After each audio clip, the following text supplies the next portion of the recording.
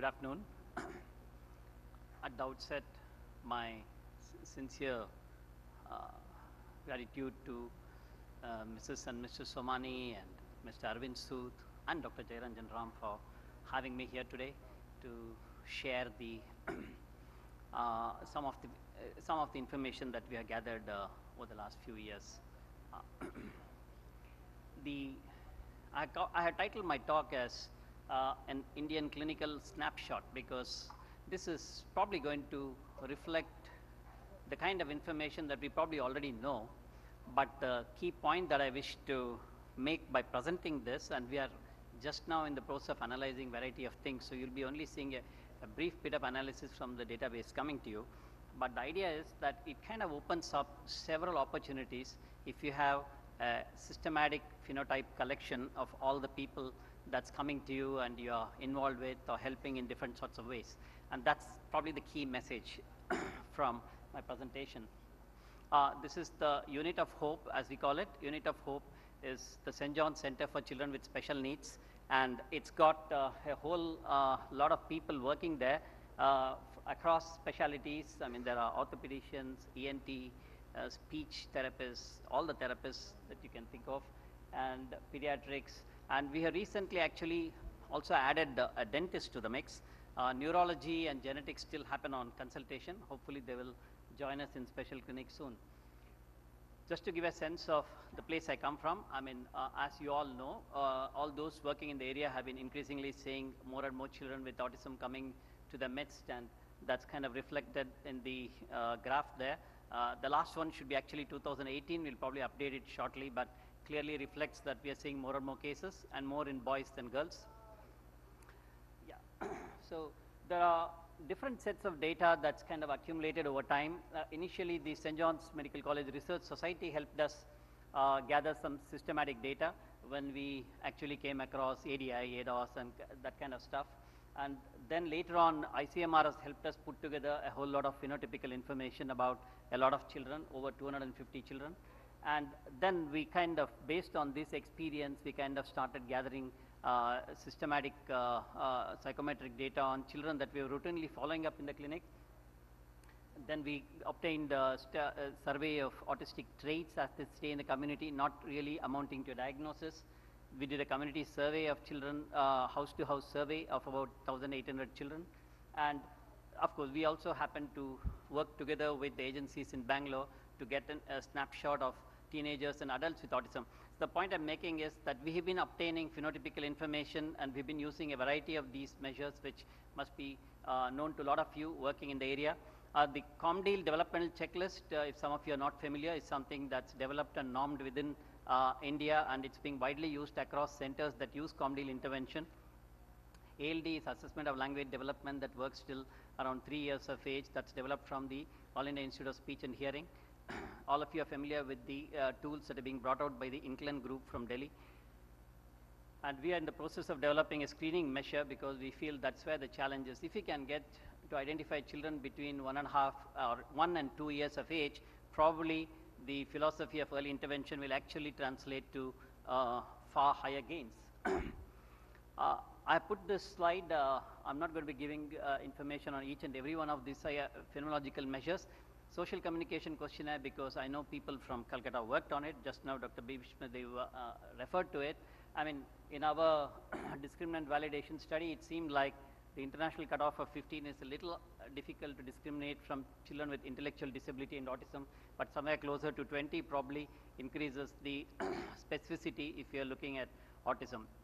Again, this needs to be kind of checked in different parts of the country, but the trend is that it probably needs a little higher threshold, at least as it stands in the Indian context. So, summary database, I mean, this is 454 children at this point. Analysis is ongoing.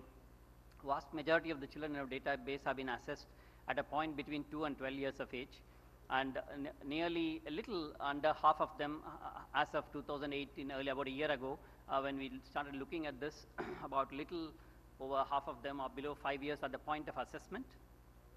The gender ratio is nothing different from what we know from all over the world.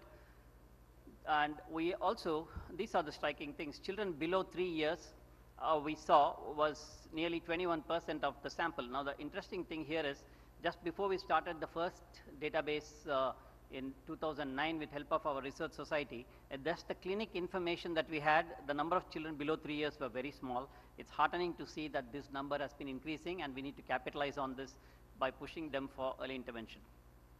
There are a very small number of the milder clinical forms in our database, the Asperger's, the PDD-NOS, which some of them may be called the social communication disorder under DSM-5.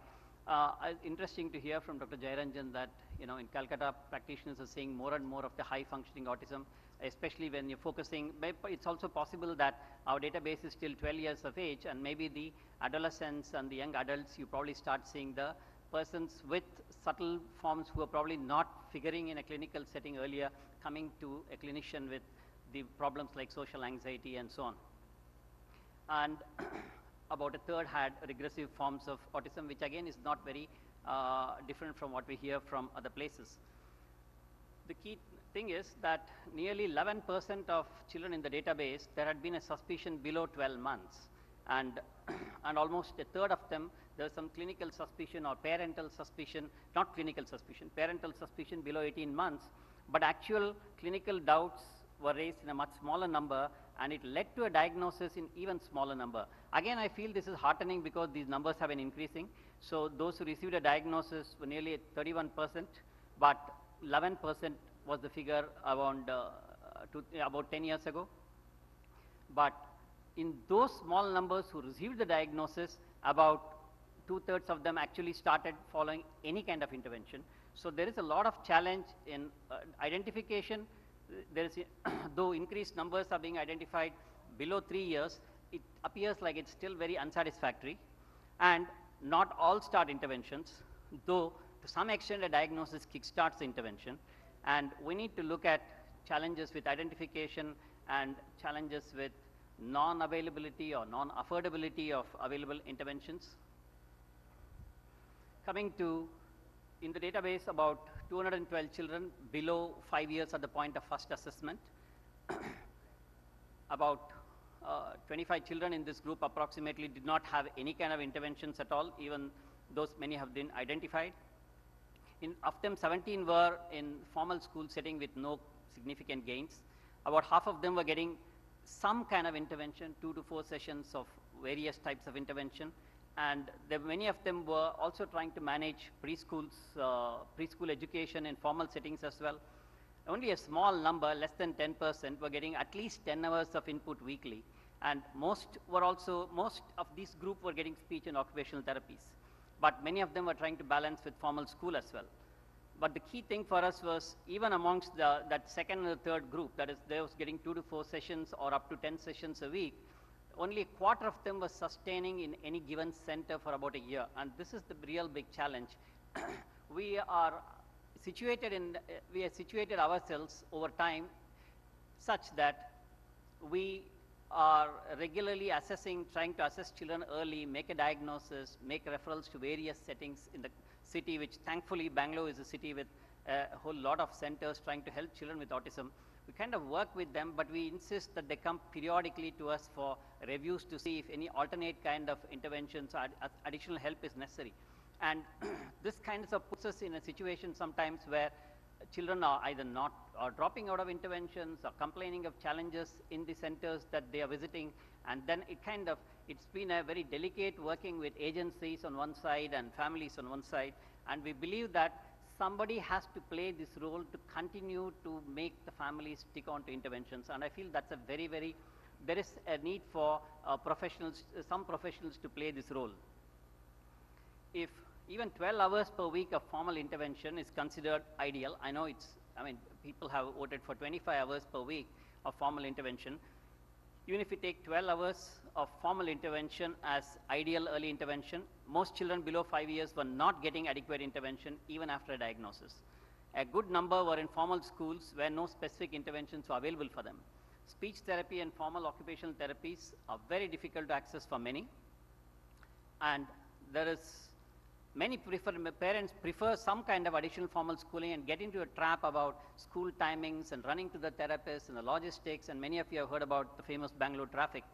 sustaining with a chosen option is very, very difficult too. And I think this is where one of the challenges in a unorganized health sector, and you hear about a lot of things, and families keep trying to look for different interventions, thinking that in the golden period of intervention they should do different things, and they keep moving from centers to centers.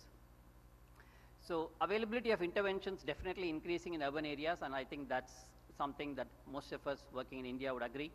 But the unorganized nature of health services really affects choices, and families are never sure where to go and where to continue with. Systematic sustained intervention achieved only by a small number during the golden period of intervention, and this is the striking and distressing bit that comes from the information that we have been gathering.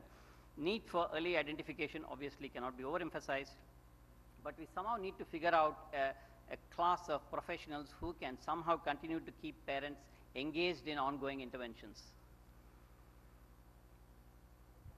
There is this issue which is something sometimes can come as a surprise, because there are autism specific interventions like such say improving joint attention or improving imitation skills and so on, and there are a whole lot of other things like helping them with toilet training or helping them with managing sleep routines and so on. Sometimes I feel that in the literature that comes, and most of the literature comes from developed countries, you find that autism specific interventions are described as having significant gains. What is often not said is that there is in parallel a whole lot of other interventions going on for a variety of other common developmental issues in these children. Now, if these are not done, those changes are not going to happen. And it's very difficult for separating out the interventions and focusing on many different interventions as of now in the Indian context. And I think it's very important to recognize that all kinds of the autism specific interventions may not be the only interventions that we'll be actually using in these children. The Rashtriya Bal Swasthya Kalyana Karyakram that many of you would be aware of, that is an ambitious program which includes disabilities such as autism, and it's supposed to run out of district early intervention centers from across districts, every district headquarters. Now, I really think it's very difficult with the availability, the kind of availability or non-availability of professionals now in India to actually deliver intensive early intervention looking at autism-specific aspects and various developmental issues which they have. There is definitely, therefore, a focus on task shifting, and I know we have been hearing about such models increasingly being used. The key task shifters comes to parents. We are going to hear about a parent-led intervention from the Sangat group later in the day.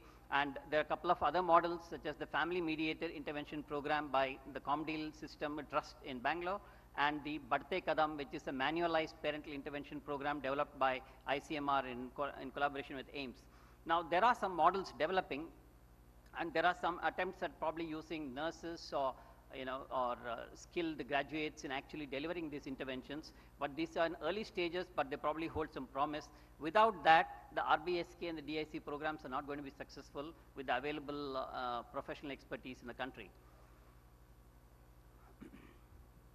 The key thing is also with the scholastic age. When you look at our children in the scholastic age, beyond 5 years of age, formal schooling was attempted in a good number of children, and we found that even downstream, about 79, that's almost, that comes to almost a third of them in that age group, sticking on, even though on one hand, they appear to be, by all possible assessments, below accepted levels of ability for formal education. And the school setup does not have anything to offer them for their own difficulties. This kind of loss of time and efficiency is striking, and I'm sure anyone working in the area would be probably familiar with this. And there's a marked tension within families of somehow balancing formal school along with therapies, and it's often a very distressing, for most people it actually ends up being a losing exercise.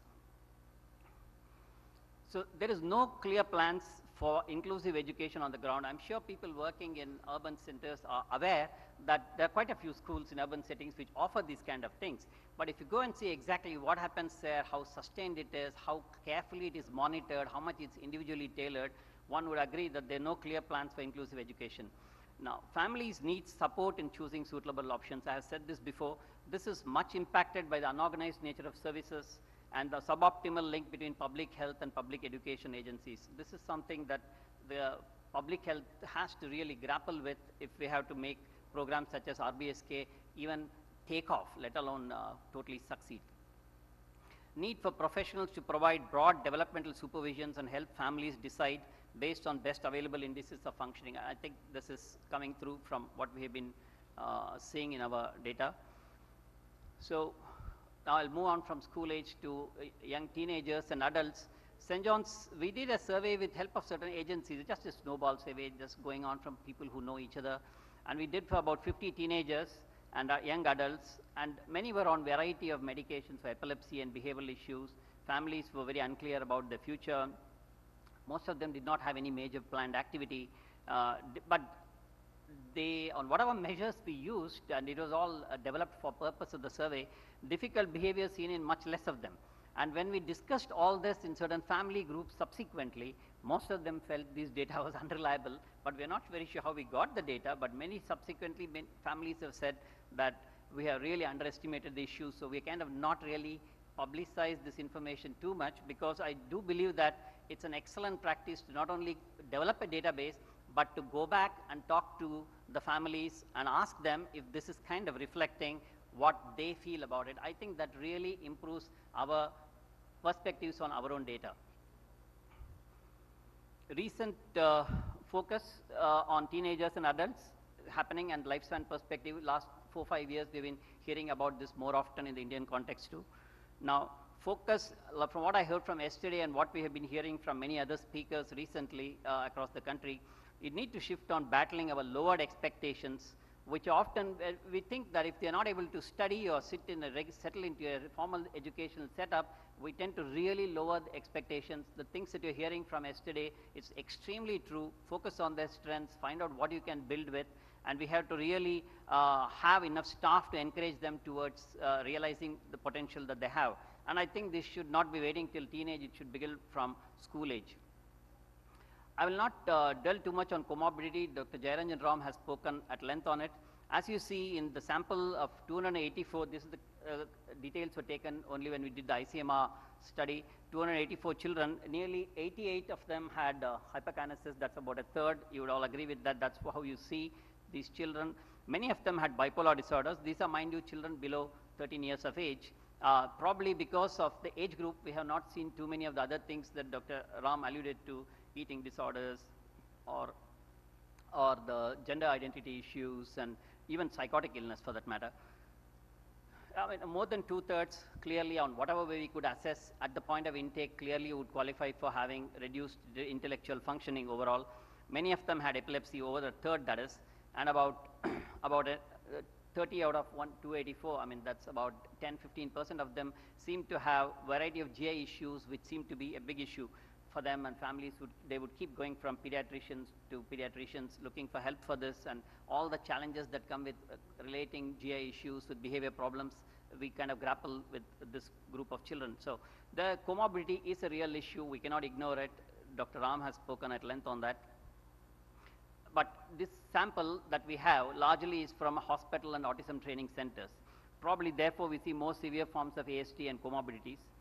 Now, when we did a survey, when my doctoral student actually went about wanting to do a neurocognitive assessment of high and low, people with high and low autistic traits, when she went around and got nearly 770 children from different schools, what she found out was almost, she came across a decent number which they scored more than 70. Now more than 70 on social responsiveness scale, as those who have used it would know, would be almost seen as a clinical kind of severity. We don't know if the milder ones are actually in schools and not recognized because of absent academic issues and disruptive behaviors. I'm sure these thoughts have occurred to a lot of other people who are working in this area, but this remains to be still noticed. Interestingly, that it was in the school-based epidemiological study in Calcutta that they have actually discovered they have described the prevalence study which Dr. Bhishma shared just a little while ago. We need to really club all this kind of information and understand if indeed the prevalence is more than what we presume. The 1 in 68 that I've heard uttered here yesterday also, I mean, it's really from a very small pocket in the country, but the consensus when there was a national consultative meet on this is we'll work with the sense that it's 1 in 250. Whether it would become 1 in 68 if we get all the milder cases, and whether it's necessary to identify when they are not having impairments, these are all issues around these aspects. In our context, clinicians need to understand and help the severely affected children. That seems to be a bigger reality. We probably see less of the high functioning children with autism, and we need to somehow improve our early identification methods, and that's a key one. If there's one message from my side today using our database, I would say we somehow need to make sure that they're identified below 30 months of age. Our overall experience indicates that even the available meager scholastic supports are often misplaced. Children who may not manage formal education, not exploring their actual strengths, inadequate coordination between different sectors. However, there are certain computer-based curriculum that are being developed to work in open school settings. They need to be evaluated in greater detail. Identification of autism below 30 months of age remains a challenge. We have that's why we are trying to develop a questionnaire to identify them below 18 months of age, and we have managed to get that thing done through variety of qualitative methods, and now it's in the predictive validity phase, and we need to see how this will go. Sustaining adequate information, adequate intervention for after early diagnosis for even when, and sometimes when they're just waiting for assessments, to encourage them to start with some intervention at all is a real challenge. This needs continued work. We are actually trying to see, there's an early intervention model that's established by the Comdeal Trust that's very professional heavy and therefore becomes expensive or not available because there are not enough professionals. We are trying to see if we can adapt this to the, make it a nurse-led kind of intervention, and we are starting this adaptation work later on in the year. And the advantages of having a database, once you have got a large database and fair amount of phenotypical data, we can start exploring genetic and neuroimaging aspects of autism by working with adequate collaborators, but in a much more meaningful manner. I believe there's a need for pooling of clinical data on children with ASD from across the country so that we can understand what exactly we're grappling with. There are very few reports of, what kind of cases institutions are dealing with. And understanding needs of teenagers and young adults is becoming a growing imperative. And sharing summary results, I strongly believe this. Sharing summary results with families and stakeholders really makes us have a much better understanding of what our data is telling us. Yeah, this is probably the only colorful slide because I thought the data was probably very depressing and not really saying anything new. But I believe there is some room for optimism. Yesterday we heard about the new Rights for Persons with Disability Act, which has been seen as an important game changer. It was presented here by a person working very actively on the field, a parent himself. It's probably going to at least improve opportunities for parents to demand intervention, and hopefully somebody is going to listen to that. And the district early intervention concept, early intervention center concept that's kind of come through in the last 2-3 years, we need to kind of make this work. Growing models being developed in the country for early intervention and for education, and there's increasing focus on adult rehabilitation, not much as in children, but definitely it's happening. So I feel there is some kind of a momentum gathering. It's interesting to just recap here. In August, there was a big international conference on autism in Kerala. In October or early November, I'm not very sure, there was an international conference on autism in Mumbai from a child neurology team, I think. In December, a month ago, we at St. John's conducted the Global Autism Convention, which was again an international conference and had some excellent participation and a lot of information sharing.